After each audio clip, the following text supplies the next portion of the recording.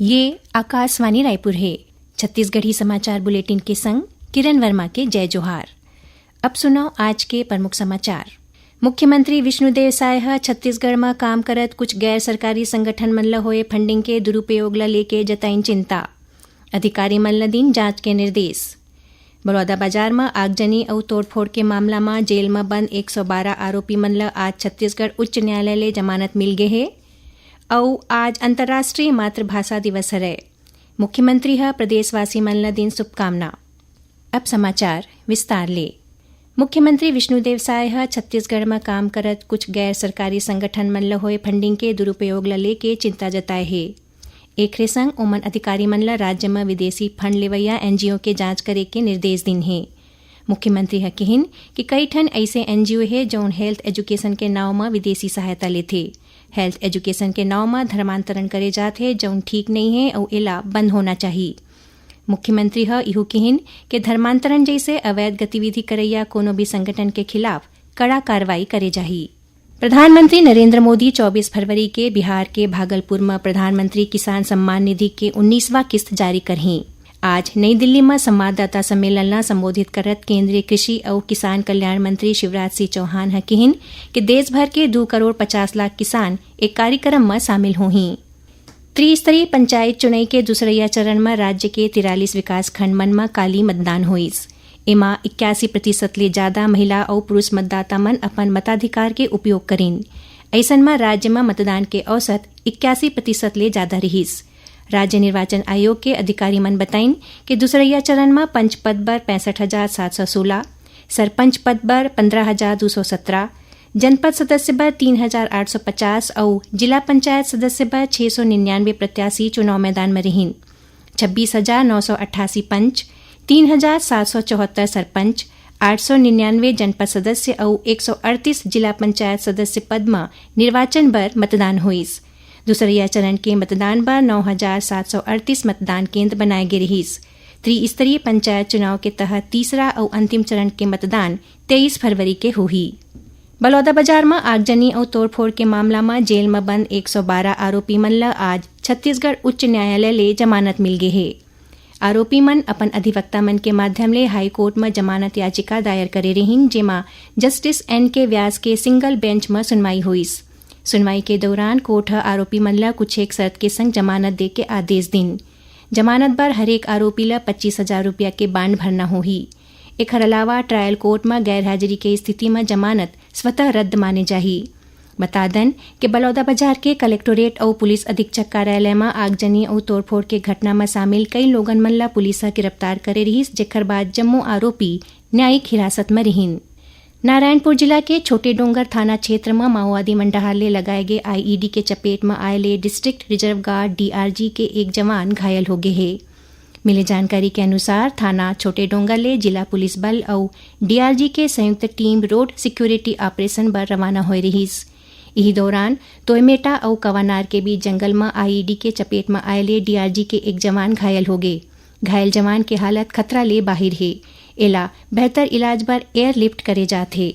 सुनैया मन ल बता दें कि प्रादेशिक समाचार एकांश डहाले समसामयिक विषय ऊपर आधारित साप्ताहिक कार्यक्रम बातों बातों में ए बखत राज्य विधानसभा में पेश होवैया आर्थिक सर्वेक्षण में योजना आर्थिक और सांख्यिकी विभाग के सचिव अंकित आनंद ले लेगे विशेष भेंटवार्ता प्रसारित करे जाही। ये कार्यक्रम काली 22 फरवरी के बिहानिया 10:30 बजे आकाशवाणी केंद्र रायपुर ले प्रसारित होही। इला छत्तीसगढ़ के जम्मू आकाशवाणी केंद्र मन रिले करही। छत्तीसगढ़ी समाचार बुलेटिन आप मन आकाशवाणी रायपुर ले सुनत हो। छत्तीसगढ़ के खबर ले है आपकी वास्ता और खबर के विश्वसनीयता ले है हमार वास्ता। आकाशवाणी समाचार रायपुर के प्रादेशिक समाचार बुलेटिन के संगे संग हमार समसामयिक कार्यक्रम आप रेडियो के संग अपन मोबाइल में घलो सुन सकत हो। आकाशवाणी समाचार फेसबुक, ट्विटर और यूट्यूब में घलो हावय। हमार फेसबुक पेज हरे Chhattisgarh news on AIR, Twitter handle CGAIR news और हमार यूट्यूब चैनल हरे छत्तीसगढ़ AIR न्यूज।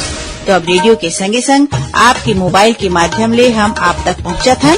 छत्तीसगढ़ के हर खबर पर सुनत रहो आकाशवाणी समाचार। अब आगू बढ़बो पांचे समाचार कोती। आज अंतर्राष्ट्रीय मातृभाषा दिवस है। ए मौका में मुख्यमंत्री विष्णुदेव साय प्रदेशवासी मन ल बधाई और शुभकामना दिन है। मुख्यमंत्री है किहिन कि छत्तीसगढ़ के पहचान एक समृद्ध भाषा विरासत और बहुभाषीय संस्कृति में निहित हरे। छत्तीसगढ़ी, गोंडी, हल्बी, सरगुजिया, कुडुक, भतरी समेत बहुतकन लोक भाषा यहाँ के सांस्कृतिक आत्मा ला संजो के रखे है। अंतर्राष्ट्रीय मातृभाषा दिवस हमन ला अपन मातृभाषा के संरक्षण, संवर्धन और विकास बर जागरूक करथे। मुख्यमंत्री है किहिन कि मातृभाषा सिर्फ संवाद के माध्यम नहीं है बल्कि हमार समाज के जड़ले जुड़े के पुलिया घलो हरे। मुख्यमंत्री है प्रदेशवासी मन ले अपील करिन कि ओमन अपन मातृभाषा ला बढ़ावा देवें। मुख्यमंत्री विष्णुदेव साय ले काली नई दिल्ली में भारतीय अंतरिक्ष अनुसंधान संगठन के चेयरमैन वी नारायणन हा भेंट करिन। ए दौरान छत्तीसगढ़ में अंतरिक्ष प्रौद्योगिकी के उपयोग ले कृषि और दूसरा क्षेत्र मन में नवाचार ला बढ़ावा दे बर चर्चा करेगिस। बैठका में छत्तीसगढ़ में सैटेलाइट आधारित सर्वेक्षण, भू मानचित्रण, प्राकृतिक संसाधन मन के संरक्षण और स्मार्ट एग्रीकल्चर ला बढ़ावा दे जैसे विषय मन में विशेष जोर देगिस। बैठका में बताएगिस कि इसरो के एक ठिन विशेषज्ञ दल जल्द ही छत्तीसगढ़ के दौरा करही और राज्य में सैटेलाइट इमेजरी, GIS तकनीक और डेटा विश्लेषण के माध्यम ले आने क्षेत्र मन के अध्ययन करही। मुख्यमंत्री विष्णुदेव साय ले काली नई दिल्ली में भारतीय ओलंपिक संघ के अध्यक्ष और राज्यसभा सांसद PT उषा सौजन्य भेंट करीन। इस दौरान छत्तीसगढ़ में खेल के विकास, युवा खिलाड़ी मन के प्रशिक्षण, खेल अधोसंरचना के सुदृढ़ीकरण और ओलंपिक स्तर के प्रतिस्पर्धा पर राज्य की तैयारी ला लेके चर्चा हुईस। बैठका के दौरान PT उषा छत्तीसगढ़ में खिलाड़ी मन के मार्गदर्शन पर भारतीय ओलंपिक संघ डहर ले एक विशेष प्रतिनिधि मंडल भेजे के बात किहिन। ओमन किहिन कि ए दल में आने खेल मन के अनुभवी कोच और विशेषज्ञ शामिल होही जौन मन स्थानीय खिलाड़ी मन ला ओलंपिक स्तर के प्रतिस्पर्धा पर प्रशिक्षित करही और ओमन के खेल तकनीक ला निखारे में सहायता करही। आज छत्तीसगढ़ के मुख्यमंत्री विष्णुदेव साय के जन्मदिन हरे। ए मौका में मुख्यमंत्री अपन गृहग्राम बगिया पहुंचिन और स्कूली लइका मन संग न्योता भोज करके अपन जन्मदिन मनाइन। मुख्यमंत्री के जन्मदिन में प्रधानमंत्री नरेंद्र मोदी, केंद्रीय गृह मंत्री अमित शाह, केंद्रीय परिवहन मंत्री नितिन गडकरी, उत्तर प्रदेश के मुख्यमंत्री योगी आदित्यनाथ समेत कई नेता मन ओमन ला बधाई दिन। एकर पहली आज बिहनिया रायपुर में राज्य मंत्री मंडल के सदस्य मुख्य सचिव अमिताभ जैन और पुलिस महानिदेशक अरुण देव गौतम मुख्यमंत्री निवास पहुंच के श्री साय ला जन्मदिन के बधाई दिन। बिलासपुर के एक निजी स्कूल में विस्फोट होए ले चौथी कक्षा के एक बच्ची झुलस के है। जानकारी के मुताबिक ये विस्फोट सोडियम के सेती हुए है। ये सोडियम स्कूल के शौचालय में रखे गे रहीस। घटना के सूचना मिलते सिविल लाइन थाना पुलिस मौका में पहुंच गई और जांच में जुट गए है।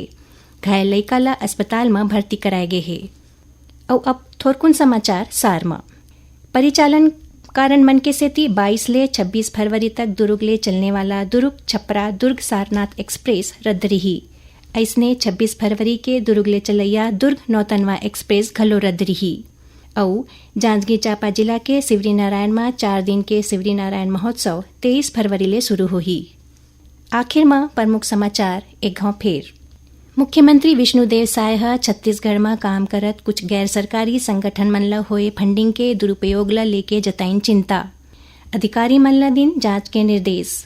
बलौदा बाजार में आगजनी और तोड़फोड़ के मामला में जेल में बंद 112 आरोपी मन ला आज छत्तीसगढ़ उच्च न्यायालय ले जमानत मिल गए है। और आज अंतर्राष्ट्रीय मातृभाषा दिवस है। मुख्यमंत्री है प्रदेशवासी मन ला दिन शुभकामना। एकरे संग छत्तीसगढ़ी समाचार बुलेटिन इहे सिरावत है। जय जोहार।